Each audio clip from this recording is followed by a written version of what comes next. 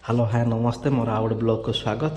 ମୁଁ ଦୋକାନ ଖୋଲିକି ବସିଛି ହିଁ ମୋର ପ୍ଲସ୍ ଟୁ ବେଳର ସାଙ୍ଗ ଆସି ପହଞ୍ଚିଗଲା କି ଯିଏ ରବି ସେ ବ୍ରହ୍ମପୁର ଯାଉଥିଲା ତ ଏଇ ବାଟରେ ଆସି ଦେଖା କରିକି ପଳେଇଲା। ତ ଏଥିମଧ୍ୟରେ ଓମ୍ ଆସି ମୋତେ ହଟସ୍ପଟ୍ ମାଗି ଦୋକାନରେ ବସି ପଡ଼ିଲା। ସେଥିମଧ୍ୟରେ କୁନି ପିଲାଟି ଆସିଲା ଦୋକାନକୁ ସାମାନ ନେବା ପାଇଁ, ସାମାନ ବି ଦେଇଦେଲି। ସେଥିମଧ୍ୟରେ ଆଉ ଗୋଟେ ସାଙ୍ଗ ନୂତନ ଆସିଲା ଯିଏ କହିଲା କି ମୋ ପିଠି କ'ଣ ଭିଡ଼ିଓ ବନାଉଛୁ, ମୋ ଫେସ୍ ଟିକେ ଭିଡ଼ିଓ ବନା। ସେ କହିଲା ମୁଁ କହିଲି ହଉ ତ ଖୁସି ପାଇଁ ଟିକେ ବନେଇଦେବା ଆଉ ଟିକେ। ସେଇଠି କହିଲା ହଁ ଏଣ୍ଟ୍ରି ମାରିକି ଦେଖନ୍ତୁ ସେ ଏଣ୍ଟ୍ରି ମାରିକି କ୍ୟାମେରା ଆଗରେ କେମିତି ଥଟ୍ଟା ମଜା କରୁଛି।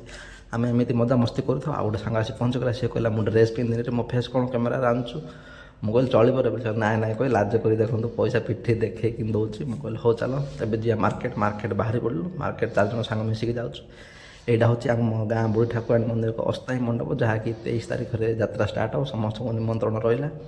ଏଥିମଧ୍ୟରେ ଆମେ ବାଟ ସାରା ଏନ୍ଜୟ କରି ବାହାରି ପଡ଼ିଲୁ ମାର୍କେଟ ପାଇଁ। ମାର୍କେଟ ଗଲୁ ବାଟ ସାରା ବହୁତ ମଜାମସ୍ତି କରି ଚାଲିଲୁ ମୋ ଟେମ୍ପୁ ଧରି। ତ ଏବେ ଟିକେ ସମୟ ରହିକି ମାର୍କେଟ ସବୁ ସାମାନ ଲୋଡ଼ କରି ମୋ ଦୋକାନ ପାଇଁ ଧରି ପଳେଇ ଆସିଲୁ।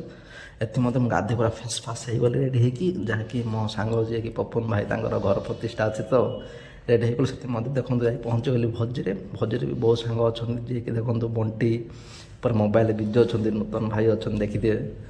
ଆମର ଏଠି ଅନିଲ ଭାଇ ଖାଉଛନ୍ତି, ସୁମନ ବି ଅଛି। ଆଉ ଗୋଟେ ଦେଖନ୍ତୁ ଆମ ଗାଁ ଗୋଟେ ଲେଫ୍ଟି ଫାଷ୍ଟ ବୋଲର କଟର ବୋଲର ଯିଏକି ସେ ବାଡ଼ୁଛନ୍ତି। ଆଉ ଗୋଟେ ଦେଖୁ ସୀମାଞ୍ଚଳ ଭାଇ ବଣ୍ଟି ଭାଇ ପରେ ଏବେ ଦେଖନ୍ତୁ ସାଙ୍ଗର ଘର।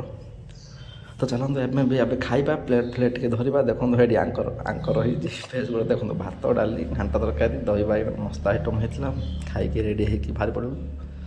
ତ ଏଇଟା ହେଉଛି ଆମ ଘର ସାମ୍ନା। ଦେଖନ୍ତୁ ଯାତ୍ରା ବି 23 ତାରିଖରେ ଷ୍ଟାର୍ଟ ନା, ଲାଇଟ୍ ବି ଲଗା ଆରମ୍ଭ ହେଇଗଲାଣି।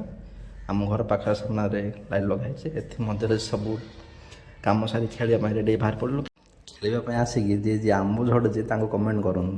ଖେଳ ପାଇଁ ଆସିଲୁ ଆମ୍ବ ବି ଝଡ଼େ ଟିକେ ଆମ୍ବ ଟିକେ ଖାଇଲୁ। ତ ଏବେ ଦେଖନ୍ତୁ ଖେଳ ସରି ଆସିଲା ପରେ ଯିଏକି ଆମର ସ୍ୱାଗସିପୁର ଆଜି ବାର୍ଥଡ଼େ ଥିଲା ତ ବାର୍ଥଡ଼େ ପୁରା ସେଲିବ୍ରେସନ୍ କରିବା ପାଇଁ ଲାଗିଲୁ। ଦେଖନ୍ତୁ ଆମର ସମସ୍ତ ସାଙ୍ଗସାଥି ମିଶି ଶ୍ରୀ ଶ୍ରୀ ଷଣ୍ଢେଶ୍ୱର ମହାଦେବଙ୍କ ସିଂହଦ୍ୱାରରେ କେକ୍ କାଟିବା ଆୟୋଜନ ହେଇଥିଲା। ତ କେକ୍ କାଟିବା ଦେଖିଲୁ, ବହୁତ ମଜାମସ୍ତି କଲୁ, ଏନ୍ଜୟ କଲୁ। ଦେଖନ୍ତୁ କେମିତି ବାଣ ଫୁଟେଇକି ପଛକାନ ବି ବାଣ ଫୁଟୁଥିବେ ଦେଖୁଥିବେ।